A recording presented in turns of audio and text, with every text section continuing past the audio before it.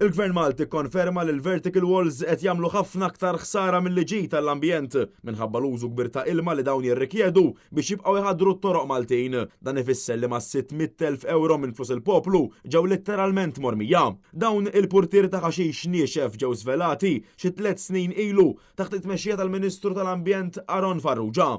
Konferenzi tal-aħbarijiet, filmati promozzjonali u inaugurazzjonijiet ta' dawn l-istess pjanti saru sabiex il-gvern juri kemm għandu għal qalbu l-ambjent. Ironikament però l-istess gvern kien responsabbli għall-isfreġġju ambjentali li seħħ u għadu jsir f'pajjiżna. Biss il-vertical wall ta' raħal ġdid illum il-ġurnata għas biss għadu jeżisti, proġett li ġie jiswa mal-163,000 euro u l-lum il-ġurnata f'postu insibu biss ħajt tal-ġebel. Dan apparti l-eluf kbar li ntefqu f'postijiet oħra li għalkemm għatem dawn mal-ħajt insabu fi stat disastrus bi pjanti nixfin, ħajt kannella u qsar imqaċtin.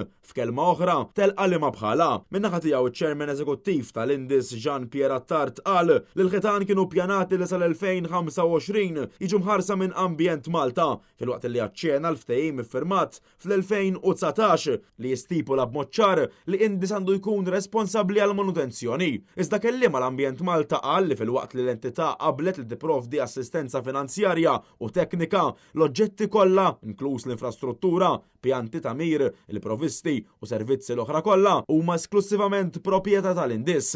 Illum il-ġurnata dawn l-hekk imsejħa vertical walls mu qed iservu għall-ebda skop għajr tifkira tal-flus mormija grazzi għall-inkompetenza tal-Gvern Laburista.